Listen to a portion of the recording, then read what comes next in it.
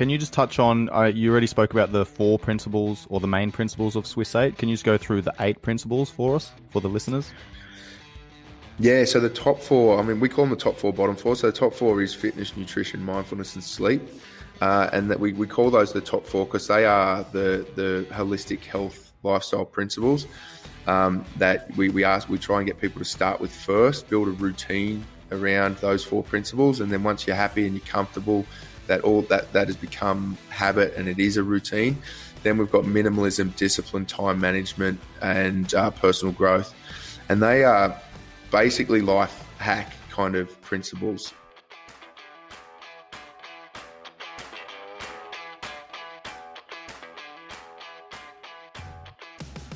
Yo, what is up, guys? Welcome to today's episode of the Live, Train, Perform podcast.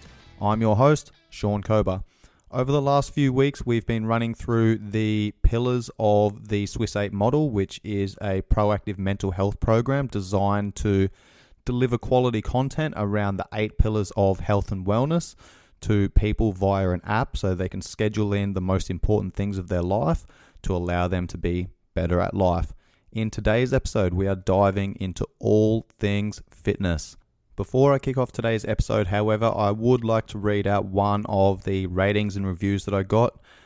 Jerry from Australia sent in a 5-star rating and review, and the review reads, "High quality knowledge and application is the title.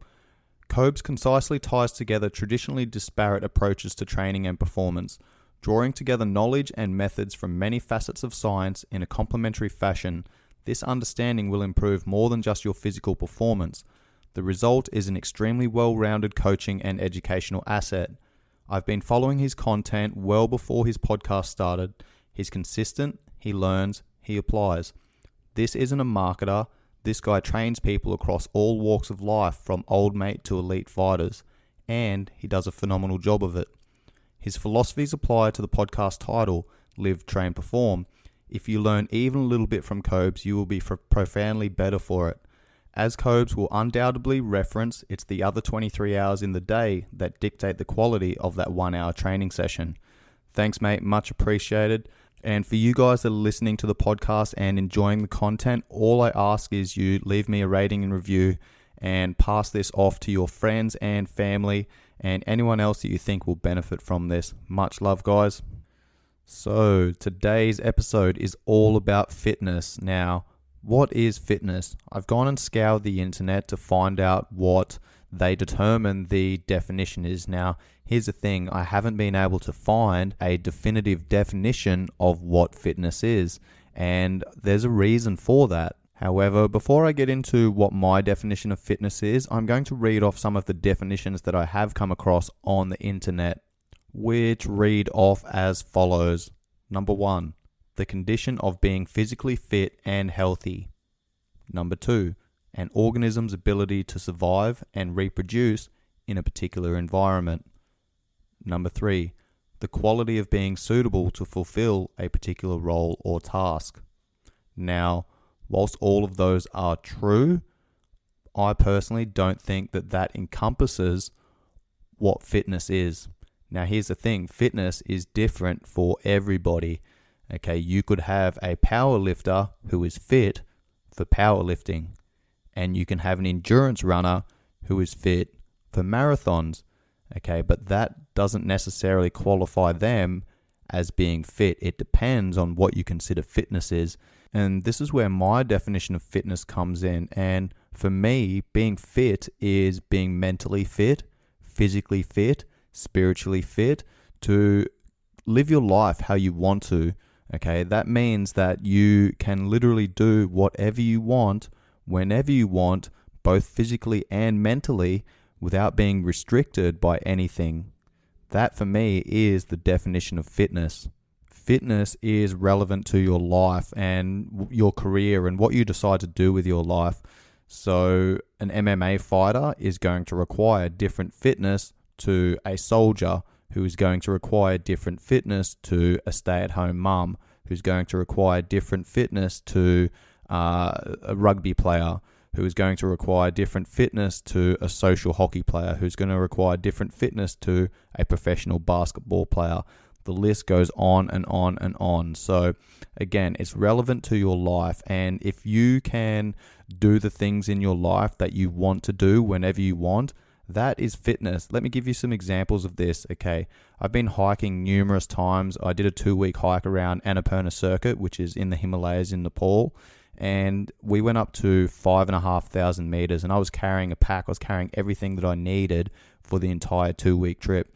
And I was fit enough to do that, okay, to carry all my shit, whereas other people weren't fit enough to carry their stuff. They had to hire Sherpas and things like that to and porters to carry their stuff. Now, granted, I am an ex-soldier and I carried heavy loads whilst I was deployed to Afghanistan, and throughout my entire 6-year military career, I was carrying heavy loads. That was part of my job, was to fucking sustain myself for 5 days at a time, and obviously carry all the ammunition and weapon systems and water and food and spare batteries and communications equipment and specialist equipment and all that type of stuff. I needed to carry all that sort of stuff, so I was fit for carrying heavy loads over long distances. Okay, so that was specific to me. Now, if someone wanted to do that hike with us and they hadn't had that experience of carrying heavy loads over long distances for sustained periods, then guess what? They need to train that type of fitness. They need to start planning for that hike and using progressive overload and progressively adding weight and progressively adding time and progressively adding hills in and progressively building that fitness over long periods of time. It might be 3 months to 6 months, depending on how you're coming into that thing. Okay, so that's one type of fitness. There's many, many different types of fitness, which we're going to start diving into very soon. But before we do that, most people think about fitness as the physical aspect of fitness, but there's also mental fitness. And here's the thing, just as we train physical fitness, we can also train mental fitness. And this is something that the military taught me very well. And if you go back and listen to the time management episode and the discipline episode, creating this mental fitness is absolutely essential for getting the most out of your physical fitness. I say this all the time, is like when your body wants to fail, it's your mind that keeps you going. Where the mind goes, the body follows. And you can see this in everyday life. When people get bad news or something happens where they take a bit of a mental hit, then watch what happens to their body language. They start changing their posture, and they start walking with their shoulders hunched over and their head down and dragging their heels and things like that. And mental fitness and physical fitness are directly linked. And if you think otherwise, then you're fucking crazy, man. Honestly, the most physically fit people in the world are typically the most mentally fit and mentally resilient as well. And that is absolutely no coincidence, okay? You got to think, when you're pushing your physical fitness to the limits and you're testing yourself and you're fucking putting yourself in that pain cave, that mental resilience is what's building as well. You need to have grit. You need to have determination. You need to have a good mindset and attitude to be able to push yourself physically through those pain barriers into that fucking pain cave. And it's only with conditioning yourself with this mental fitness can you get the most out of that, which will then impact your physical fitness. For those of you that have been listening for a while, you'll know that I was in the military for 6 years. And when I was in the army, the first thing that we did every morning when we were on base and we weren't on deployment or anything like that, then we would have PT, physical training. And for the most part, this was one of those things that we absolutely pushed ourselves to the limit. And when I went into recon and snipers, into the recon platoon and sniper cell, these were some of the best soldiers in the battalion. And every morning we did PT. It was like a competition to see who could put themselves deepest in the pain cave. And there was times where we'd finish PT and I'd be walking back to my car or walking back to the lines, my accommodation or something like that, and I couldn't unlock the door of the car or the accommodation because my arms were shaking so much and I was in such a state, and I'd push so hard into a sympathetic state that I couldn't eat for hours and hours afterwards because I'd hammered myself so much. And this built mental resilience. It also built our physical capacity, obviously, but the most I took out of that was the mental component, and that was, being in that environment. And this is important, putting yourself in a good environment with people that are going to bring out the most in you. And I had that environment. I had those people that were pushing me. Okay, now I look back on that and I say, well, I probably could have done things a little bit better in the physical fitness sense. Wasn't exactly the smartest training. We were literally just hammering ourselves, but I can't undermine what that gave me in terms of mental fitness. And, this set me up for having a successful military career. And this set me up for doing tough missions in Afghanistan, where I was carrying large loads for long periods of time. I recall being in Afghanistan, going out on a 5-day patrol, and, my equipment that I was carrying with all the specialist equipment and gear and everything I mentioned previously, my pack was like, all the gear that I was carrying was like 70 kilos, and I weighed about 78 kilos at the time. So I literally almost doubled my body weight with the amount of equipment that I was carrying, and I needed to be mentally fucking fit to do that. Obviously, I need to be physically fit as well, but the mental fitness was a massive part of that. Now, here's the other thing. This is where mental fitness comes into play as well. I don't like long distance running. I don't like endurance-based running. I find it boring, and I just can't get in the groove. All right. Some people find it meditative. Some people enjoy it. Some people get that runner's high. But for me, I just don't like doing it. I don't enjoy it.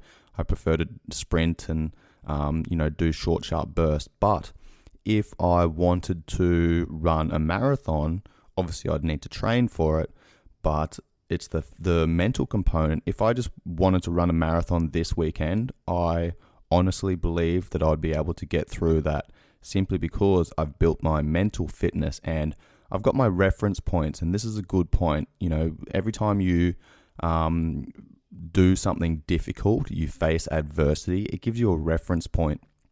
And when you've got a reference point, it makes it a lot easier to be able to deal with that adversity that's come up. So an example of this is, I look at the most difficult thing that I've ever done physically and mentally, and that was my sniper's course. I lost 8 kilos on my sniper's course. I went from 80 kilos down to 72 kilos. And if anyone's seen me, I don't have that much weight to lose. So I was absolutely shredded. I had a fucking 8-pack and was just a whippet. I was super fast and strong and, everything physically fit, but I was also extremely mentally fit. And here's the thing, I look back at that and I'm like, man, that was the fucking hardest thing I've ever done. We were failing. It was designed for us to fail, to test our mental fortitude and mental resilience, to see how we would bounce back, to see how we would deal with adversity and physical fatigue and mental fatigue and not sleeping and not getting food and water and still being able to operate, etc. So I look back at that, and for me, that's the hardest thing I've ever done. So if I'm running a marathon, I've got that reference point. I can look back and go, well, no one's forcing me to do this. I chose to do this. I can walk if I want. I'm not super fatigued. I know that this is going to end. I know that this is going to be over in a couple of hours. Yes, my body's probably going to be sore and broken for a few days to a week afterwards, but I'm going to recover. I'm going to bounce back from that. And, just having that reference point of being through that adversity previously sets you up for being able to use that moving forward. And this is literally conditioning yourself.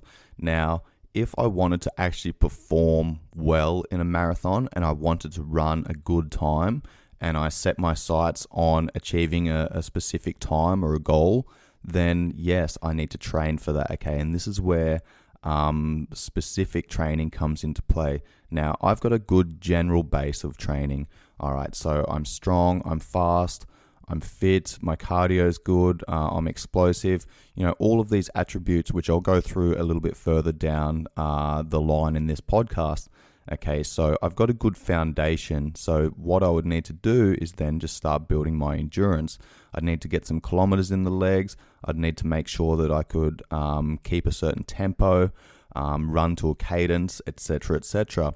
Now, if I was to run a marathon and set myself a goal, then, I'd probably give myself a 3 to 6 month lead in time where I'm focused on that and I'm monitoring my load and I'm monitoring my run times, and I'm doing some tempo runs and I'm doing some longer endurance based runs, and, just kind of building that mental fitness and that physical fitness, and progressively overloading over time and throwing in some deloads and all that type of stuff. And we'll speak about this in a little bit more detail later on down the line in this episode. But, that's having a plan, and then it's about putting steps in place over periods of time to allow you to achieve that goal. And that's what fitness is, okay? It's not exposing yourself to everything at once. It is using progressive overload and conditioning yourself and progressively making things more difficult and progressively making things more hard as your body starts recovering and adapting to those things. And I'll speak about that very soon. Now, what does fitness entail? Again, going back to tying into making it relative to your life, okay?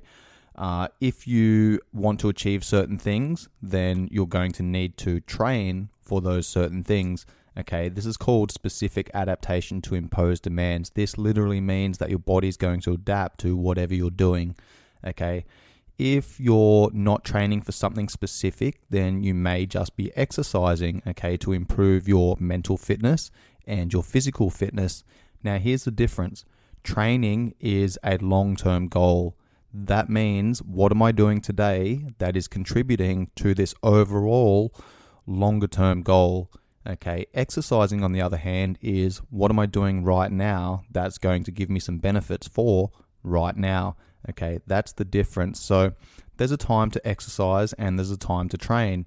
For the most part in my life, I have been training, and I've been training to be a better rugby player. I grew up playing rugby, and then obviously I went into the military, so then my training changed to cater to that, and I was training to be better at my job. And then when I wasn't on deployment or training for deployment, again, I was training for rugby. Now, for the most part, I'm training, okay? I'm looking at an overarching goal. How can I get myself to move better? I'm throwing in some mobility. I'm throwing in some flexibility. I'm throwing in recovery. I'm throwing in strength. I'm throwing in speed. I'm throwing in power, hypertrophy, corrective exercise, endurance-based work, energy system conditioning, etc., etc. Okay, for the most part, everything I'm doing has a reason. On the other hand, I'm going to exercise at times. Earlier this year, I went away for 6 weeks, and I went to Japan with a couple of mates and went snowboarding, and then went to Bali and did some scuba diving, and then I went back to Australia, saw my family, road tripped up to Byron Bay from Sydney, and did my yoga course. So I was on my yoga course for 2 weeks, and then road trip back down, and I was away for 6 weeks. So, I was exercising then, and that's the difference. There wasn't anything specific that I was training for. I was just moving because I've created that association with movement making me feel good. And then once I got back to Thailand, about 10 days later, the good old COVID lockdown happened. So, I had nothing specific to train for. I didn't know how long we were going to be in lockdown for. So that was a time when I was just exercising. And what I was doing with that to break up my day was I was literally just doing like 20-minute sessions, and I might have done some mobility in the morning, and this was typically stuff that I might neglect when I'm at the gym. Okay, so I might do 20 minutes of mobility based work. I'll be practicing my yoga that I'd learnt on my previous course, and then later on in the day I might do some skill or technique work or some stability and strength work, and then I might do some conditioning later on in the afternoon. I'll be working in those 3 20-minute blocks. All right, so then I was exercising. Yes, I was practicing movement as a skill, but I had no overarching goal that I was working towards. I was just moving to feel good, and I was practicing movement to practice the skill, okay? And that was exercising. Now, there's going to be times in your life when you should be exercising, all right? But there should also be times in your life when you're training. One of my favorite sayings is that your training should either complement your life or it should counteract your life. And what I mean by that is, if training is complementing your life, that means that you're a fighter or you're playing some form of sports outside of work, might be amateur, might be professional. Obviously, if you're a professional, then your training should be complementing your life, okay, because that's necessary to be bigger, stronger, faster, to compete better. But if you're like a social amateur sports player, then, obviously going to the gym and doing some movements and exercise that are going to contribute to being a better team player is going to be beneficial. Okay, there's also going to be times when you should be training to counteract your lifestyle. An example of this is if you work in an office and you sit at a desk for 8 to 10 hours a day. Okay, we are adaptation machines. Our body is going to adapt to whatever we do. So if you're spending a lot of time sitting throughout the day, your body will start replicating those positions, will start adapting and molding into those positions, and those hip flexors are going to become short and tight. Your shoulders, your pecs and delts are going to start rolling forward. Those muscles are going to become short and tight. So if you're going to the gym, we need to look at counteracting those movements. Now, the reason our body adapts to those positions, because we spend a lot of time there, and our body's constantly trying to conserve energy. So if you're holding those positions for long periods throughout the day, the body's going to be like, let's just create this position so that we don't have to expend energy to get into that position. We're already spending a lot of time there, so let's just hold that position for the most part. All right, so when we go to the gym, this is where we want to counteract that. This is where we want to work through the hip extensors, being the hamstrings and the glutes primarily. Okay, also that's through the lower body, and then through the upper body, we want to work through the postural muscles of the upper and middle back so that we can pull the shoulders back into a good position and back into good alignment. Now, here's the thing.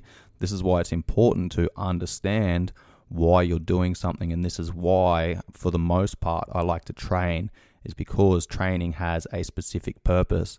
And if certain muscles are overactive and your body starts adapting to certain positions, then that's going to affect your joint alignment. So if muscles of the front of the hips are overactive and short and tight and pulling your joint out of alignment, guess what? That's going to translate into maybe some form of hip pain, or maybe some form of knee pain, or maybe some form of back pain, okay? And this is going to be the same thing for the shoulders. I work with a lot of fighters, right? So these guys spend a lot of time, in this hunched over position where they're throwing punches and they're kind of protecting their chin and keeping their chin tucked. So when they're spending a lot of time in that position, their body starts adapting to that position.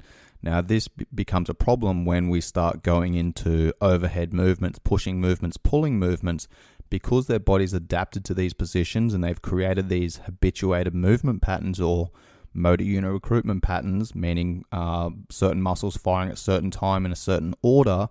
Instead of doing pulling movements where the back muscles should be working, they've created this movement where even though they're pulling, the muscles of the front of the body and the front of the shoulders and the traps up around the neck are doing the work, all right? And this creates issues, and this creates like tension headaches and things like that. And there's a flow-on effect. If there's some imbalances in the muscles anywhere in the body, then this is going to have an impact. It's going to have a flow-on effect down the chain above and below that joint. Let me give you an example of this. I quite often ask people to train barefoot when they're training with me, and I train barefoot a lot. If anyone follows me on social media, you'll see me barefoot quite a bit, especially when I'm doing strength and stability-based work. Obviously, if I'm doing speed and power-based work and I'm jumping around, I'm being super explosive, then I'm probably going to protect my feet a lot more. But for the most part, the warm-up drills and the skills and drills and stuff that I'm doing is going to be barefoot. And this is because there's so many feedback receptors in the bottom of our feet. Now, this is part of proprioception. Proprioception is one of our feedback systems that tells our brain where we are, where our body is in time and space. All right. And if we're wearing shoes all the time, it's like wearing a cast on your feet. If anyone's ever broken their arm, you wear a cast for 6 weeks. Okay, you take that fucking cast off, your muscles are gone. This is atrophy. Okay, your muscles waste away. Not only do your muscles waste away, but your brain also disconnects to those muscles, okay, because they're not being used. This is the use it or lose it principle. Now consider this. Every time you wear shoes, you're literally switching those stabilizers and those small intricate muscles of the feet off, and you're turning off those feedback receptors that are telling your brain where your feet are, what muscles should be firing. Okay, so if your feet are weak and they're not firing because you wear shoes all the time, then that's going to have a flow-on effect up the chain. Okay, you take your shoes off, now your arch collapses. Okay, that internally rotates your everything, all those bones up through the leg. All right, and this is where you'll see the knee cave in, and this is where people will be running and they'll have this like grinding sensation of the knee, and then they'll have some issues in the hips, and then they'll have some issues in the back, and that might carry over to the opposite shoulder up into the neck. So there's this massive flow-on effect throughout the chain, and that's what I mean by training to either complement your lifestyle or counteract your lifestyle.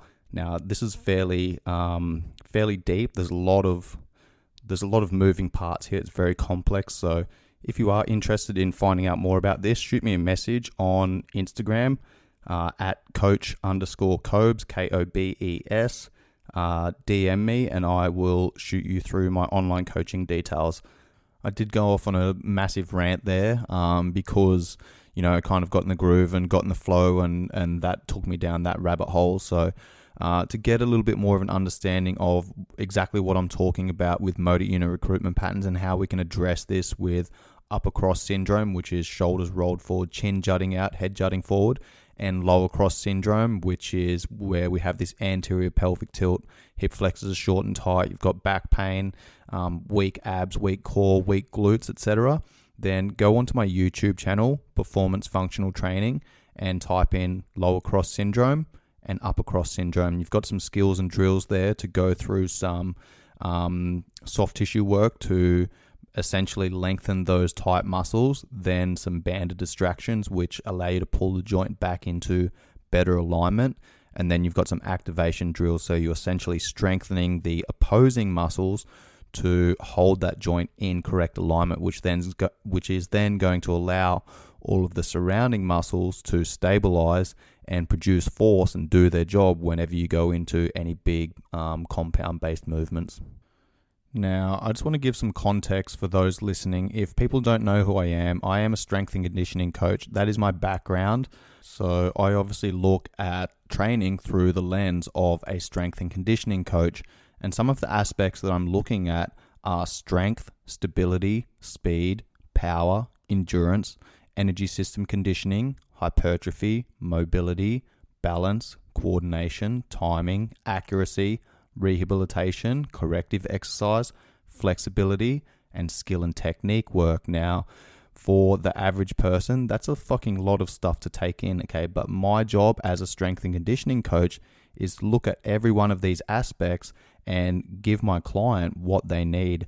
My coaching philosophy is if I'm not looking at the other 23 hours of the day, then I'm not doing my job as a coach. I need to optimize the other 23 hours of the day through sleep, stress management, recovery, rehabilitation, nutrition, hydration, hormone regulation, gut health, etc. I'm looking at all of this stuff outside that 1 hour training session so that when we do go into that 1 hour training session, I can get the most out of that.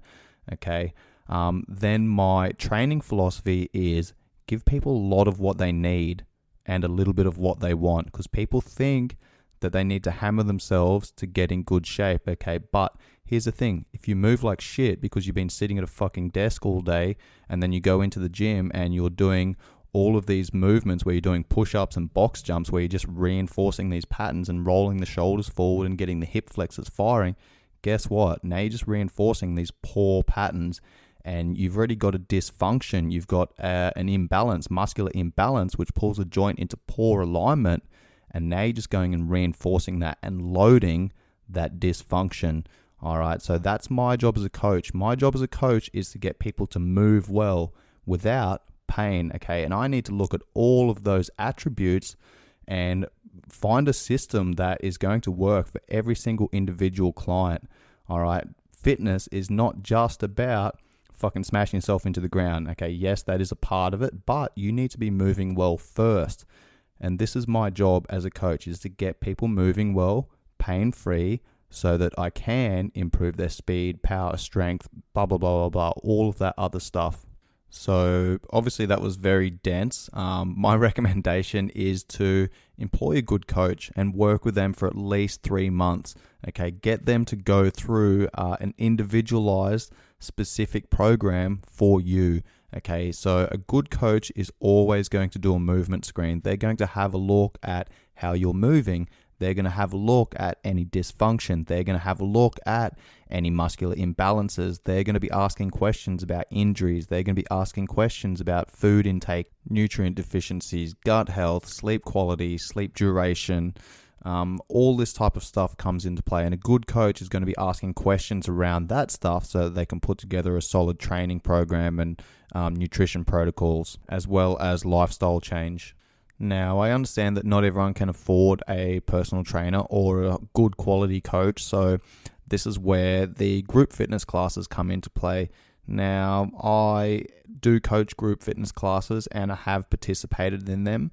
However, I'm not a massive fan. Is it better than nothing? Absolutely. Okay, but those group fitness classes are not catered towards you as an individual. Okay, they're very general. Right, so for the most part, if you walk into a group class, they're not thinking about, the coach is typically not thinking about you as an individual. They're not considering the individual variations and individual injuries and surgeries and exercise history and all that type of stuff. And it's just 10 exercises on the board, 10 reps of each, 10 rounds through, 30 minutes.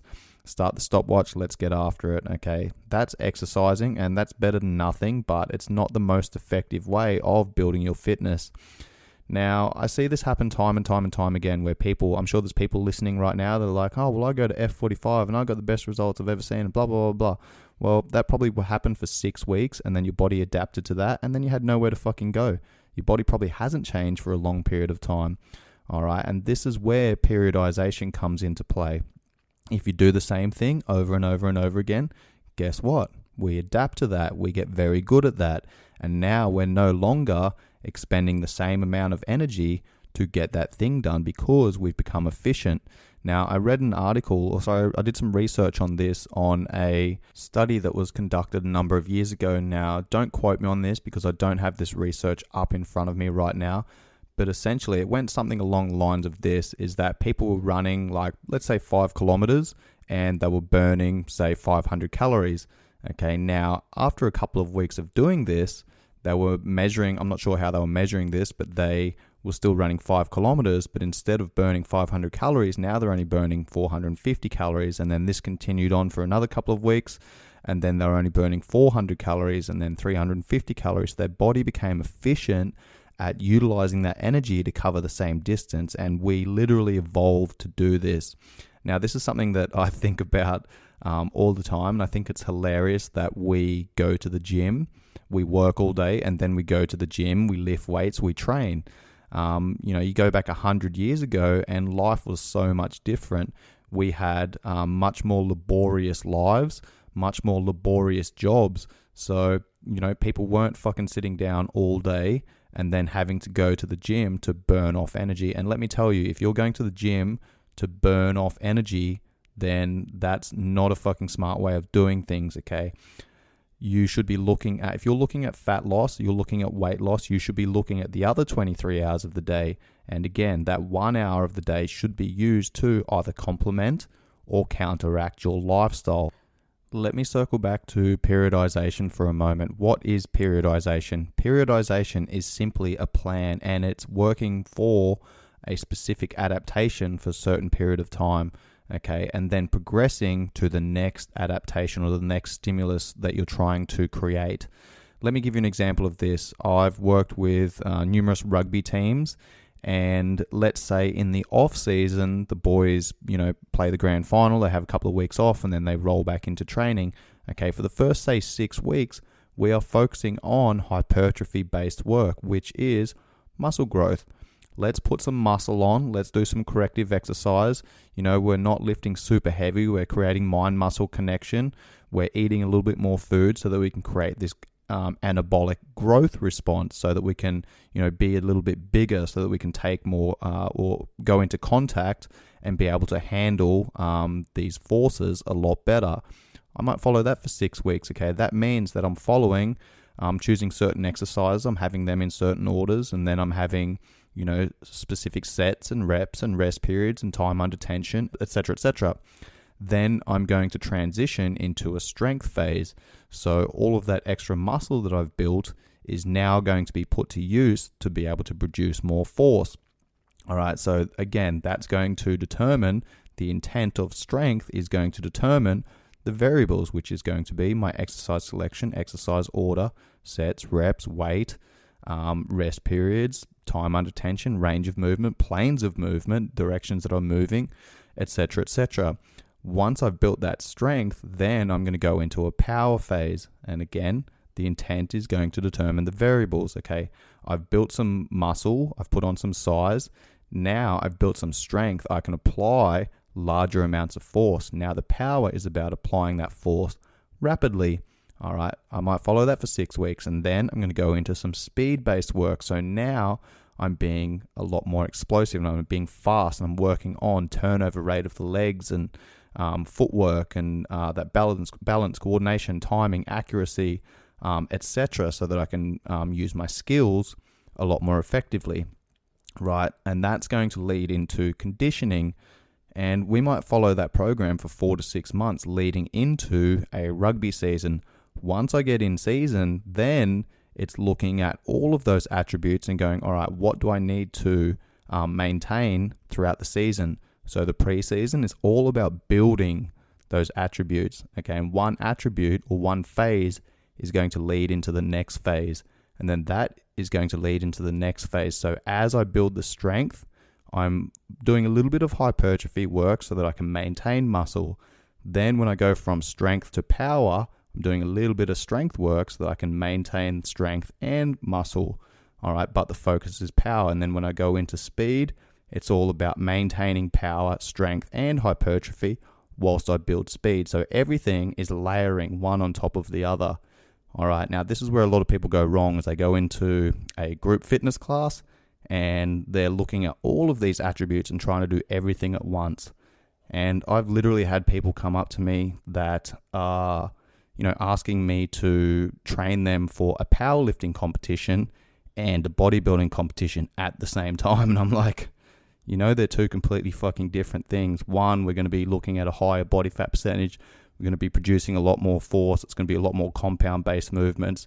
You're going to be walking around heavier, etc. And the other, we're going to be restricting. That's going to affect our performance. Your body composition's going to come down. You're going to be leaner. You're going to be, fatigued. You're going to be restricting. And look, here's the thing. It's super difficult as a coach to sell this stuff. Because if you get someone come up to you and they're like, hey, I want to build some muscle and I want to burn some fat and I want to improve my fitness and I want to do this and I want to do that and blah, blah, blah, blah. It's your job as a coach. If you're a coach listening, it's your fucking job to ask, what is the most important thing right now? Okay, and if that person turns around and says, I want to lose body fat, okay, you need to be asking questions like, how much food are you eating right now? How long you've been dieting for? How did that diet work for you? All right, because how that person is presenting to you is going to determine the direction that you need to go. Now, if you're not a coach and you're just an average person that wants to improve your fitness, let me ask you something. What is your number one focus? What do you want to work on? Then you need to start making that a priority. Okay, you can't work on everything at once. You need to understand what you want to work on. The man that chases two rabbits catches neither. So if you're trying to build strength and trying to build endurance at the same time, it's going to be very difficult. Can it be done? Yes, but you need to have a good coach to guide you through that process. Okay, but if you're trying to do this on your own and you're literally throwing everything and the kitchen sink into your training program or exercise plan, then, you're going to get some results for maybe 2 months and then you're going to just start spinning your wheels. There's a point of diminishing returns. And once you hit that point, you need to do more and more and more, and you're going to get less and less and less results. Think about drinking coffee. Okay. I'm at like 4 cups of coffee a day at the moment to get the benefits, the cognitive function from that coffee. So next week, I'm actually going to come off caffeine, because I'm relying on that caffeine to give me that cognitive upregulation. Now, I need to come off caffeine for a couple of weeks so that I can get those same functions with only 1 cup of coffee. It's the same thing with exercise. There's a point of diminishing returns. So once you start hitting a plateau, you need to change your phase. You need to go into a different phase. You need to go from, maybe muscle building into fat loss, or fat loss into muscle building, or, into a strength phase, or into a power phase, or into stability and corrective exercise and rehabilitation and blah, blah, blah, blah. All right, here's the thing. Fitness is a jigsaw puzzle, and fitness encompasses all of those things. So employing a good coach to guide you through that journey over a short period of time to teach you the lessons that you need to know right now to allow you to move in the right direction is super important. And I spoke about this in the time management episode about being efficient and effective with your time. Okay, you could be, spinning your wheels for a year or two and going nowhere and wondering why the fuck you're not getting any results. Or you could employ a good coach who's going to lead you down that path and is going to, give you the things that you need to focus on that are actually going to get you the results that you want. Now, as I start winding up this episode and closing it out, I want to say that, fitness for every single person is going to be different. So it's going to have a different value. If you have no overarching goals and there's not something that you want to achieve performance-wise or body composition-wise, you don't want to put on any muscle or, lose any fat or, work towards anything performance-based, then fitness is movement. Okay, just do some movement. Do something that is going to be fun. Do something that you're going to enjoy. Now, the reason I've kind of banged on about quality movement patterns for pretty much most of this episode is that what you do now consistently is going to affect you in 20, 30, 40 years time, right? So that's why I've been banging on about, employing a good coach and creating good movement patterns, because movement becomes a habit. Okay, our brain literally creates a blueprint for movement and goes, right, you want to do this? I'm going to fire this pattern that I've already created, right? So that to me is why it's so important, is because what you're doing now is going to affect you in 20 to 30 years time. All right. And likewise, everything that you've done previously leading up to this point right now has led to, that nagging knee injury or that nagging elbow injury or that nagging shoulder injury or whatever it is, right? So addressing those things so that you can start moving better and improve your movement quality and start decreasing any chronic inflammation of the joints, etc., is going to be important. Now, again, everyone's going to have different values here. So if your values are I'm moving and I'm playing to be with my kids and build those relationships and, getting that social gathering or that social environment with playing social sports with my friends and going to training and things like that, that's fucking awesome. That is super important as well. So the hierarchy of value episode goes into what your values are. The goal setting episode, if you want to work towards something, make sure you go and listen to that. There's obviously the effect of your environment as well. All of these things come into play, and I've released these episodes in this order for a specific reason. So if there is something specific that you're working towards, I recommend going back to the start and listening through those episodes. But again, you're going to have different values with fitness, and I've actually started doing this a lot more in the last couple of weeks where I'll just take a soccer ball to the gym, or I'll take my rugby ball to the gym, or a tennis ball, or anything that is kind of going to allow me to play. And I'm not having a structured training program. I'm just fucking around. Okay, I'm kicking the footy with both feet. I'm passing left and right-handed. I'm reacting to how the ball's bouncing, and I'm just playing around with that because we evolve to move. Okay, we evolve to do things. I'm playing to enjoy movement because it feels good. Okay, I'm not hammering myself. I'm just kind of playing around with movement, and this is super important. If this type of fitness, if group classes don't do it for you, or personal training sessions don't do it for you, find a different form of fitness. Particularly if you spend a lot of time sitting throughout the day and you're very sedentary, very, very important for physical and mental health to get some form of movement in, okay? And if that means that you're going to go and join a CrossFit box because it's got that community environment, then all good, get after it, okay? But understand that if you do have poor movement patterns and then you go and load those movement patterns over, you know, as fast as you can through these big compound movements, you're likely going to cause some issues later on down the track. So improving movement quality is particularly important, okay? But some movement is better than no movement. So finding that environment that's going to allow you to get some form of movement in that you enjoy, that you can do consistently, is the important thing here. And that is what I want to end the episode on. Movement should be fun. Movement should be play. Movement should be enjoyable. You should not be looking at movement as a chore, okay? This is a test of what can I do? How can I move? How's my body reacting? How's my body responding? Can I control my body? Can my body do these things that I'm asking it to do? Okay, any form of movement that you're going to do consistently, that you enjoy doing, is a good form of movement. The Western world is in the middle of a mental health crisis, and our veterans have taken action. Swiss8's team of combat veterans have built a proactive mental health program that is delivered through a mobile app. The app offers users programs in 8 categories of health and lifestyle, all proven to reduce anxiety and depression. This holistic model forms your daily routine, aiding you to build structure, improve discipline, and take ownership of your life. Once these habits are formed, the app will teach you new skills that can form identity, purpose, and encourage physical interaction to rebuild your tribe and reduce isolation.